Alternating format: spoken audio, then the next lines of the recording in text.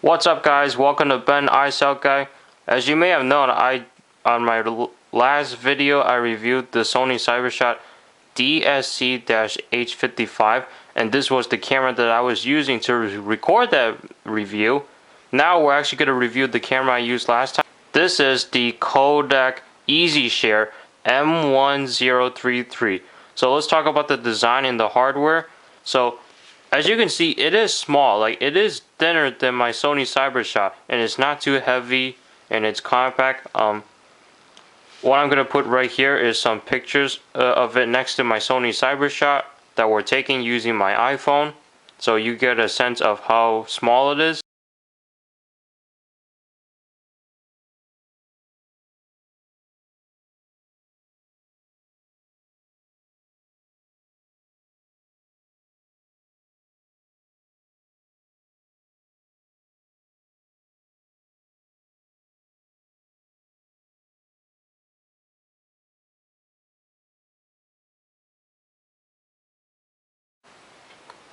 Now, how does it feel to hold this camera? Well, it feels great. It's compact, and you can take this easily while you're on the go. So the specs of this camera is that it has a 10 megapixel sensor, 3 times optical zoom, a 35mm lens, and the dimension is 6.4 by 7.4 by 2.9 inches, and this only weighs 1.5 pounds. Now let's take a look at the hardware of this camera. So you have your flash, your light, and as well as your lens. On the left side you have nothing, all you have is these 2 screws. On the back you have about a 3-inch screen, as well as your zoom in or zoom out rocker, your playback button, your menu button, your joystick, your trash button, as well as your share button. On the right side you have this plug that I don't know what that's for, as well as your hook for your wrist strap, the lanyard. On the bottom you have your tripod receptacle, so you can mount this on a tripod, as well as your connector to charge, sync. This does charge and sync by USB. Behind this cover you have your SD card slot. In this case I have an 8GB memory card in there, as well as your battery.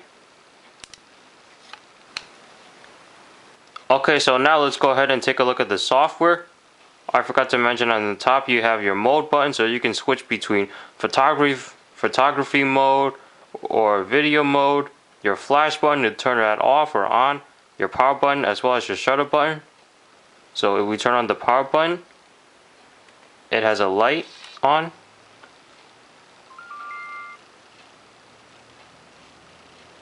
So let's take a look. So we click mode. Right now we're in smart capture. We can go into program. We can go into scenes, and you could pick your different options,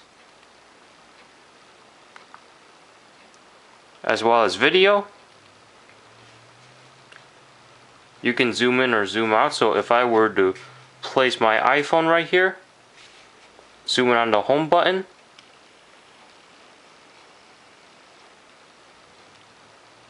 and zoom out.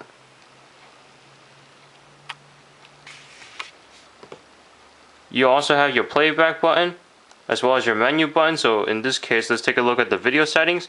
Video size, this does record an HD video, which is 720p. You could change the resolution of the video as well. So let's go back. Focus mode, you can have it on auto, macro, or infinity. AF control video, you can have on continuous AF or single AF. Image stabilizer, not available. So let's go into the photos to take a look at its settings. So you have picture size, you can change it to 10 megapixels, 8.9, 7.5, 5, 4.5, 3.8, 3.1, 2.8, 2.4. Okay. And you also have your LCD brightness, so you can have it on high power or power save. LCD dimmer, image storage, set tag, date stamp, red eye pre-flash, orientation sensor, camera sounds, sound volume, date and time, digital zoom, auto power off, video out, language, reset camera, format, about, and we're back to the top. As well as you have your delete button when you're on a photo or a video viewing it. And if you click on the share button, you can take one of these photos and you can either do print, email, or cancel print. The video format of this camera is MOV.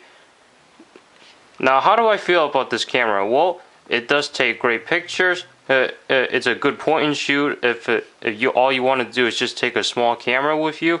Now, the price, don't remember the price this was paid for, but on Amazon you can get it for $299.95. Now, do I recommend this camera? Yes, I do, but for certain situations, if you're just a vlogger, you can use this. But if you want to do tech videos, if you wanted to do like close-up shots like the way I have my Sony right now, you do have to change the settings into macro so that way it focuses. Because as you can see on my Sony CyberShot review, this camera made the quality look a little bit blurry when I was very close. And the height of the tripod was at the height the Sony CyberShot is on right now, so that's something to keep in mind. If you like this video, make sure you click on the like button as well as subscribe if you want to see more videos like this. And leave a comment down below if you have this camera or not. Thanks for watching, and I'll see you guys in the next video.